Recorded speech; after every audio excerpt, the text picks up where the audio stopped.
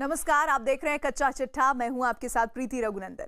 पाकिस्तान में जनता का गुस्सा उबाल पर है। पाकिस्तान सेना और सिंध प्रांत की पुलिस के बीच संघर्ष छिड़ा हुआ है।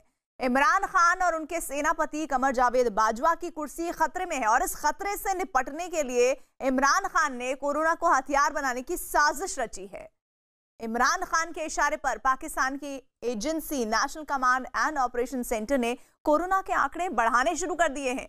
इमरान चाहते हैं कि कोरोना को बहाना बनाकर पाकिस्तान में एक बार फिर लॉकडाउन लगा दिया जाए। इससे होगा ये कि इमरान और बाजवा को 11 दलों के विपक्षी गठबंधन को रोकने में मदद मिलेगी। लेकिन सवाल यही है कि क्या कोरोना और तालाबंदी को जरिया बनाकर इमरान अपने खिलाफ उठते विद्रोह के नारों को शांत करा पाएंगे? क्योंकि विपक्ष के साथ अब पाकिस्तान की जनता भी इमरान को कुर्सी से हटाने पर आमादा नजर आ रही है। बगावत की आग में जलता पाकिस्तान।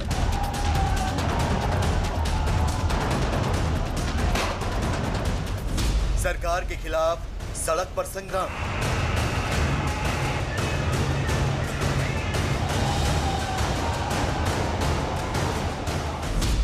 सेना के खिलाफ गली गली में गदर।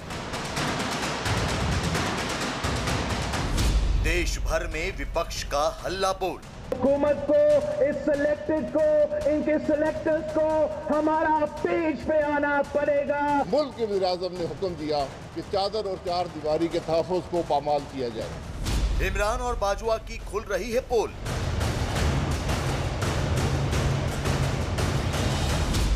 खतरे में इमरान और बाजवा का ताज।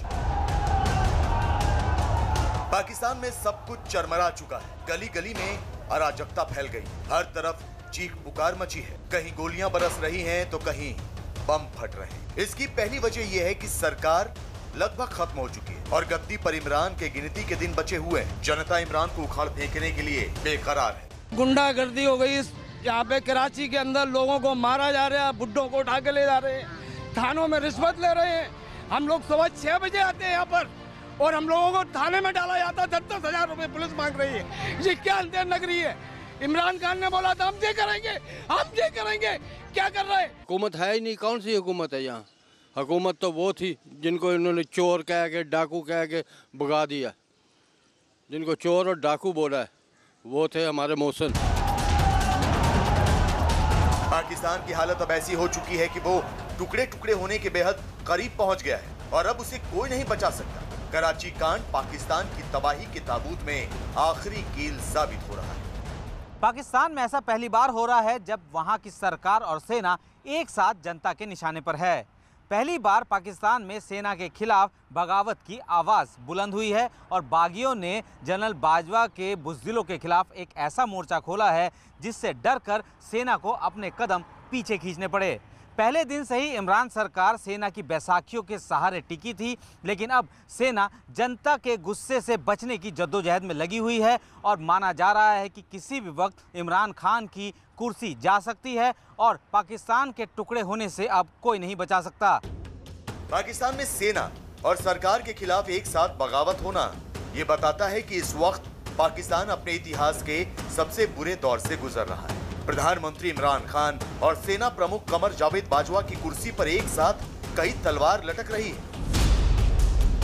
इमरान और बाजवा की जोड़ी के गले की हड्डी 11 विपक्षी दलों का गठबंधन है। इस गठबंधन की देश भर में चल रही मुहिम से सरकार और सेना के होश उड़े हुए हैं। इस बीच कराची कांड ने इनकी मुश्किल और बढ़ा दी है। इसी कांड के बाद सेना और पुलिस के बीच शुरू हुई जंग थमने का नाम नहीं ले रही और सैन्य अफसरों के भ्रष्टाचार के मामले ने भी तूल पकड़ना शुरू कर दिया है। सत्ता और विपक्ष के इस संग्राम को धार जनता दे रही है, जिसने इमरान और बाजवा की जोड़ी से नाराज होकर बगावत का शोर बुलंद कर दिया है, क्योंकि वो लगातार महंगाई और बेरोजगारी की मार झेल रही है। 18 अक्टूबर को पाकिस्तान सरकार और सेना के खिलाफ विपक्ष ने जो मोर्चा खोला, उसे कुचलने की कोशिश में ही इमरान और बाजवा ऐसे जाल में उलझ गए कि कुर्सी बचाने के उनके सभी रास्ते बंद हो गए। जिस पाकिस्तान में पिछले 70 साल से सेना के आदेश के बिना पत्ता तक नहीं हिलता था, उसी पाकिस्तान में सेना को पुलिस के आगे हथियार डालने पड़ गए और पहली बार किसी सेना प्रमुख को पूरी तरह से बैकफुट पर आना पड़ा। किसी तरह का भी डिस्टर्बेंस होना यह अपने आप में बहुत दुखद बात है। कराची कांड के बाद मुझे लगता है कि पाकिस्तानी सेना बहुत बुरी तरह से बैकफुट पर जाएगी और उसके खिलाफ जब एक ऑर्गेनाइज्ड पुलिस फोर्स खड़ी हो रही है, ये एक नेक्स्ट स्टेज पर ले जाएगा जब पब्लिक खड़ी होगी और लास्ट में पॉलिटिशियन खड़ा हो जाएगा। कराची कांड के बाद पाकिस्तान की सेना सहमी हुई है। इमरान और बाजवा को अपनी कुर्सी बचाने का कोई भी रास्ता नजर नहीं आ रहा, जबकि विपक्ष का हमला भी तेज होता जा रहा है और जनता के जुड़ने से उसकी ताकत भी लगातार बढ़ रही है। बात की सारी जिम्मेदारी इस मुल्क के वज़ीर-ए-आज़म पर आती है। मुकम्मल जिम्मेदारी वज़ीर-ए-आज़म की है। दोनों इदारे, इंटर सर्विस इंटेलिजेंस और पाकिस्तान रेंजर सिंध, वज़ीर-ए-आज़म को रिपोर्ट करते हैं। वज़ीर-ए-आज़म खुद बात नहीं करता इदारों से, उसका सेक्रेटरी बात करता है। हमारा वज़ीर-ए-आज़म खुद भी कर सकता है, लेकिन किसी ने इंस्ट्रक्शंस दी हैं इन दो इदारों को, वो शख्स सिर्फ और सिर्फ मुल्क का वज़ीर-ए-आज़म हो सकता है, कोई और इंस्ट्रक्शन नहीं दे सकता। PMLN के नेता और पाकिस्तान के पूर्व प्रधानमंत्री शाहिद खाकान अब्बासी के इस तेवर और अंदाज से ही साफ हो जाता है कि अब पाकिस्तान में इमरान के दिन पूरे हो चुके हैं। नए पाकिस्तान का ख्वाब दिखाकर सेना की मदद से गद्दी तक पहुंचे इमरान खान भी मुल्क में आई तब्दीली को महसूस कर रहे हैं, लेकिन कुर्सी के प्यार में अंधे हो चुके इमरान ने खुद को बचाने के लिए अब अपना आखिरी हथियार चल दिया है। इमरान खान के लिए इस वक्त सबसे जरूरी है कि 11 विपक्षी दलों के गठबंधन को कमजोर किया जाए। इसीलिए मरियम नवाज के पति सफदर को गिरफ्तार कर सरकार और सेना विपक्षी दलों को धमकाना चाहती थी, लेकिन पोल खुल जाने से पूरी कहानी में ट्विस्ट आ गया और अब इमरान खान कोरोना का सहारा लेकर किसी तरीके से अपनी कुर्सी बचाने का दांव चल रहे हैं। दुनिया के लिए कोरोना एक महामारी है। हर मुल्क की सरकार इससे लड़ रही है। दुनिया भर के वैज्ञानिक कोरोना का इलाज तलाशने में जुटे हैं। कोरोना की वैक्सीन तैयार करने के लिए भारत समेत दुनिया के बहुत से देश रिसर्च कर रहे हैं, लेकिन पाकिस्तान ऐसा मुल्क है जिसकी सरकार के लिए कोरोना एक हथियार है, जिसका इस्तेमाल कुर्सी बचाने के लिए किया जा रहा है। इमरान की कुर्सी पर सबसे बड़ा खतरा विपक्ष की हो रही ताबड़तोड़ रैलियां हैं। 25 अक्टूबर को बलूचिस्तान की राजधानी क्वेटा में गठबंधन दलों की रैली होने वाली है। इमरान खान किसी भी कीमत पर इस रैली को रोकने की कोशिश कर रहे हैं। इसके लिए हर पैतरा नाकाम होने के बाद उन्होंने कोरोना को हथियार बनाया है। अपनी साजिश के तहत इमरान खान एक बार फिर देश में लॉकडाउन करने की तैयारी में है। इसके लिए पाकिस्तान में कोरोना के आंकड़े अचानक से बढ़ा दिए गए। इमरान खान कोरोना के बढ़ते मामलों की दलील देकर देश भर में तालाबंदी की तैयारी कर रहे हैं। उनकी कोशिश है कि लॉकडाउन के नाम पर विपक्ष की रैलियों को रोका जाए। कोरोना की दूसरी लहर की लपेट में फैलाव जारी रहा तो फिर लॉकडाउन हो सकता है। हुकूमत ने खबरदार कर दिया। मुल्क में कोरोना से मजीद 10 अमवात, तादाद 6702 हो गई। 24 घंटे में 736 नए केसेस रिपोर्ट। NCOC का कहना है कि SOPs की खिलाफ वर्जियों पर सख्त एक्शन लेकर भारी जुर्माने आयद करें। इमरान जानते हैं कि इस वक्त पूरे देश में जनता का गुस्सा भड़का हुआ है और विपक्ष के गठबंधन की रैलियों में नजर आ रही भीड़ से भी उन्हें माहौल का अंदाजा हो चुका है। यही नहीं, गली गली में लग रहे नारों का शोर भी उनके कान तक पहुंच रहा है। जनता के इस मूड को समझते हुए इमरान सीधे लॉकडाउन का ऐलान करने से बच रहे हैं। लिहाजा इसके लिए उन्होंने एक रणनीति तैयार की जिस पर तेजी से काम किया जा रहा है। इसके तहत इमरान खान देश में फिर से लॉकडाउन करने का माहौल बना रहे हैं, लेकिन बेहद शातिर तरीके से पहले उन्होंने कोरोना के लिए बनाई गई एजेंसी को सक्रिय किया है। इमरान को रिपोर्ट करने वाली इस एजेंसी का नाम national command and operation centre है। इमरान से हरी झंडी मिलने के बाद इस एजेंसी ने अचानक देश में कोरोना के आंकड़े बढ़ा दिए हैं और आने वाले वक्त में देश भर में तेजी से कोरोना के मामले बढ़ने का अलर्ट जारी किया है। ये एजेंसी देश के सभी बड़े शहरों का नाम लेकर यहाँ कोरोना के बढ़ने का खतरा जता रही है। इसके अलावा एजेंसी ने पाकिस्तान अधिकृत कश्मीर और गिलगित बाल्टिस्तान में भी कोरोना के मामले फिर बढ़ने की आशंका जताई है। ऐसी आशंकाएं और अलर्ट जारी करते हुए इमरान की इस एजेंसी ने ये भी कह दिया है कि एक जगह पर लोगों का इकट्ठा होना बेहद खतरनाक है। लेकिन हैरानी की बात यह है कि एजेंसी ने सरकार को सलाह दी है कि रैलियों और सभाओं में लोगों के जाने पर पाबंदी लगाई जाए। इमरान खान साहब जो प्राइम मिनिस्टर हैं, इन्होंने जब लॉकडाउन की अब इंडिकेशंस दिए हैं ऑपोजिशन अभियान को रोकने के लिए, ये दर्शाता है कि वो उनकी मजबूरी है उनके पास और कोई तरीका नहीं है। और बड़ी बात, क्योंकि वो आर्मी के खिलाफ हुआ है तो जायज़ बात है कि वो आर्मी के सिलेक्टेड आदमी हैं, तो वो आर्मी की ही साइड लेना पसंद करेंगे।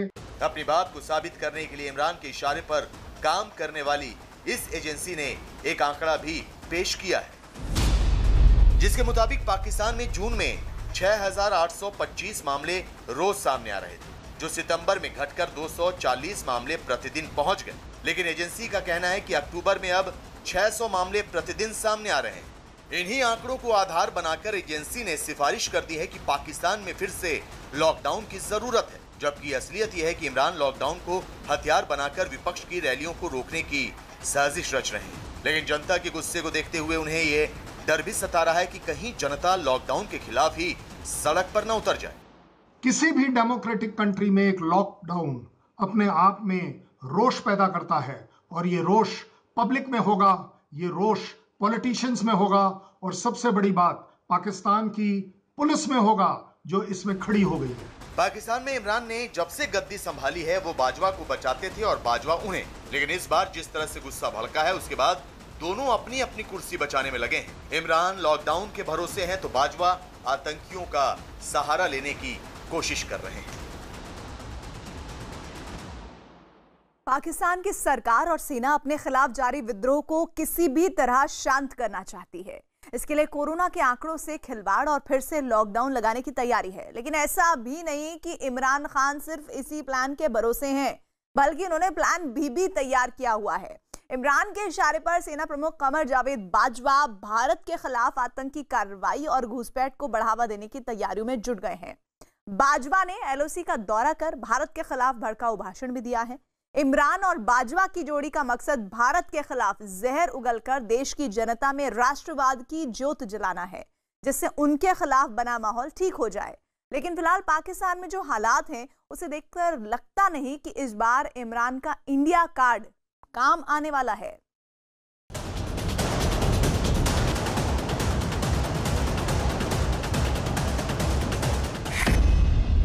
गई बाजवा की गद्दी।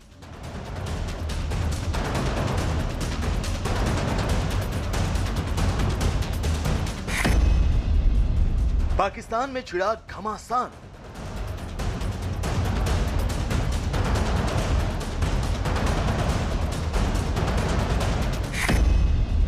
कुर्सी बचाने में लगे बाजवा और इमरान।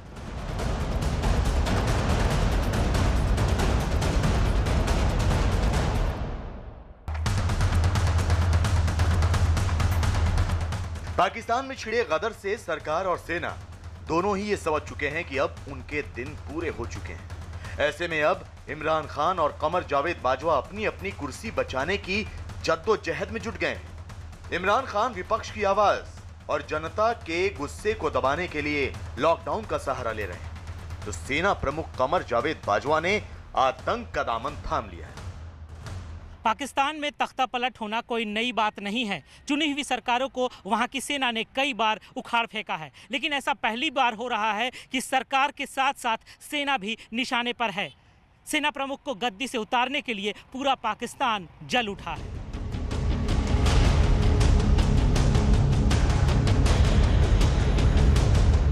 पाकिस्तान सेना की ज्यादतियों और उसके भ्रष्टाचार को लेकर देश की जनता में सेना के खिलाफ गुस्सा तो काफी दिनों से उबल रहा था, लेकिन कराची कांड के सामने आने के बाद जनता का गुस्सा ऐसा फूट पड़ा है कि सेना सहम उठी है। इसका अंदाजा इस बात से लगाया जा सकता है कि सेना प्रमुख बाजवा को पहले तो कराची कांड की जांच के आदेश देने पड़े, लेकिन इसके बावजूद कराची कांड की आग पूरे देश में धधकने लगी। पाकिस्तान सेना के खिलाफ लोग सड़क पर आ गए। गिलगित बाल्टिस्तान में सेना के खिलाफ प्रदर्शन तेज हो गए हैं। गिलगित बाल्टिस्तान के हुंजा में लोग पिछले 10 साल से सेना की कैद में बंद राजनीतिक बंदियों की रिहाई के लिए अड़ गए हैं। गिलगित बाल्टिस्तान के हक के लिए लड़ने वाले प्रमुख आंदोलनकारी बाबा जान की रिहाई के लिए लोग सड़क पर उतर आए हैं। इसी तरह पाकिस्तान अधिकृत कश्मीर के इलाकों में भी सेना के खिलाफ नारेबाजी हो रही है, जबकि बलूचिस्तान में भी बाजवा की सेना के खिलाफ घमासान शुरू हो गया है। मैं ये बताना चाहता हूं कि आज का जो दौर है, जो आप लोग समझते हो कि हम डंडे के जरिए से जुल्म के जरिए से, जबर के जरिए से हम इनको दबाएं, ये ऐसा मुमकिन नहीं है। पाकिस्तान के हर प्रांत में सेना के खिलाफ भड़के इस गुस्से के बाद अब सेना प्रमुख कमर जावेद बाजवा ने अपनी कुर्सी बचाने के लिए नए नए पैतरों का इस्तेमाल करना शुरू कर दिया है। कराची कांड से घबराए बाजवा खुद को बचाने के लिए सबसे पहले भारत पाकिस्तान सीमा का दौरा करने पहुंचे। एलओसी पर बाजवा पाकिस्तान के सैनिकों से मिले और उनके बीच भड़काऊ भाषण दिया। उनकी कोशिश भारत विरोधी भावनाओं को भड़काने की थी।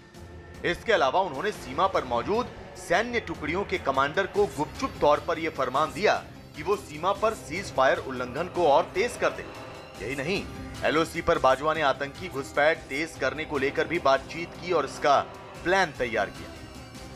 किसी भी देश के सेना प्रमुख का सीमा पर दौरा करना कोई नई बात नहीं है, लेकिन इस दौरे को लेकर पाकिस्तान सेना ने एक प्रेस रिलीज जारी की। इसमें जो कुछ लिखा गया उससे साफ है कि बाजवा के इस दौरे का मकसद असल में पाकिस्तान की जनता में भारत विरोधी भावनाएं भड़काना था। जनरल बाजवा ने नियंत्रण रेखा से लगे चाम सेक्टर में अग्रिम इलाकों का दौरा किया। उन्होंने सीमा पर स्थितियों का जायजा लिया। जनरल बाजवा ने अधिकारियों और सैनिकों की सतर्कता और उनकी तैयारियों की तारीफ की और यह संदेश दिया कि भारत की ओर से होने वाली हर कार्रवाई का मुंह तोड़ जवाब दिया जाए। बाजवा के एलओसी दौरे और सेना के इस बयान का असल मकसद इस बात से समझा जा सकता है कि इस दौरे को लेकर खबरें पूरे दिन पाकिस्तान मीडिया में जोर शोर से चलाई। बाजवा के दौरे की खबर को बार बार दिखाना और सेना के बयान में भारत विरोधी बातों को तवज्जो देना ये बताता है कि पाकिस्तान सेना की कोशिश देश की जनता में भारत विरोधी भावनाएं भड़काना है, ताकि सेना के खिलाफ उबल रहे गुस्से को शांत कराया जा सके। बाजवा साहब अपनी ही कुर्सी में अटके हुए हैं मुझे लगता है, क्योंकि अब उन्हें दिख रहा है काफ़ी समय से उनके इंटरनल जर्नल्स का उनके पास सपोर्ट नहीं है, पॉपुलर सपोर्ट आर्मी में उनके खिलाफ चलता चला जा रहा है। तो मुझे लगता है भारत विरोधी बयान देकर उनकी पूरी कोशिश है कि अटेंशन डाइवर्ट करी जाए। पाकिस्तान सेना और उसके मुखिया अपने ही देश की जनता के गुस्से से बचने के लिए हर हथकंडा अपना रहे हैं। भारतीय खुफिया एजेंसियों को भी पाकिस्तान सेना की इस चाल की खबर मिल गई है। खुफिया एजेंसियों को मिली जानकारी के मुताबिक पाकिस्तान सेना ने सीमा पर अपने कमांडरों को भारत में आतंकी घुसपैठ तेज करने का फरमान दिया है। इसे अंजाम देने के लिए आतंकी संगठनों के सरगना सीमा पर भेजे गए हैं और आईएसआई के अफसरों को भी एलओसी पर भेजा गया है। इन सभी को यह आदेश दिया गया है कि वो भारत के खिलाफ कोई बड़ी वारदात को अंजाम दे, कश्मीर के मुद्दे पर लोगों को भड़काने की कोशिशें और तेज करें। यही नहीं, आतंकी संगठनों को यह भी आदेश दिया गया है कि वो घाटी में मजहब के नाम पर लोगों को भड़काना भी तेज कर दें। पाकिस्तान की इन साजिशों का सबूत इस बात से भी मिल जाता है कि जिस दिन से विपक्ष के गठबंधन ने पाकिस्तान में सेना और सरकार के खिलाफ मोर्चा खोला है, घाटी में आतंकी वारदात और सीमा पर घुसपैठ की कोशिशों में भी तेजी आ गई। हालांकि घाटी में हमारे जवान आतंकियों को मुंह तोड़ जवाब दे रहे हैं। साथ ही उन युवाओं को आतंक की दुनिया से निकाला भी जा रहा है जिन्हें आतंकी सरगनाओं ने बरगलाया है। इस कड़ी में सेना ने जम्मू कश्मीर के बारामूला में 2 आतंकियों का आत्मसमर्पण कराया, जिन्हें उनके परिवार वालों को सौंपा गया। ये दोनों युवा अल बद्र संगठन से जुड़े थे, लेकिन सेना के समझाने के बाद इन्होंने आतंक का रास्ता छोड़ दिया। फौज का जिन्होंने हमें यहाँ इतला दी, हम यहाँ आके इनको बोला आप सरेंडर करो, कोई बात नहीं, कोई कुछ नहीं होगा, तो इन्होंने ये मौका हमें दिया है। हम खुश हैं, बहुत खुश है, हम हद से भी ज्यादा खुश है। हम इनका शुक्रगुजार है, बहुत शुक्र करते हैं हम इनको कि इन्होंने हमें अपने बच्चे सेहत सलामत वापस। 2 आतंकियों की आत्मसमर्पण कराने को लेकर भारतीय सेना की तारीफ पूरी दुनिया में हो रही है। सेना का कहना है कि उनकी कोशिश ये है कि आतंक की दुनिया में भटके हुए और युवाओं को इसी तरह समाज से जोड़ा जाए। जम्मू कश्मीर पुलिस लगातार कोशिश जारी थी हमारी, और आज सुबह हमें कंफर्म्ड इन्फॉर्मेशन मिली थी कुछ टेररिस्ट के प्रेजेंट होने की। इमीडिएटली सिक्योरिटी फोर्सेस ने वहाँ पे जाके कॉर्डन लगाया और उसके बाद खबर आई कि उसमें ये दोनों शामिल हैं। इमीडिएटली इनके घर वालों को वहाँ समन किया गया, जिन्होंने अपील की इनको, और सिक्योरिटी फोर्सेस द्वारा भी अपील की गई कि वो सरेंडर करें, और इन लड़कों ने वहाँ पे सिक्योरिटी फोर्सेस को सरेंडर किया। पाकिस्तान में इमरान खान और कमर जावेद बाजवा अपनी अपनी कुर्सी बचाने के लिए भारत का इस्तेमाल कर रहे हैं। उनकी कोशिश ये है कि देश में भड़के गुस्से को भारत की ओर मोड़ दिया जाए, लेकिन भारतीय सेना उनकी इस कोशिश को कामयाब नहीं होने दे रही, और इससे साफ है कि ना तो इमरान की कुर्सी बचने वाली है और ना ही बाजवा बहुत दिन तक गद्दी पर रह पाएंगे।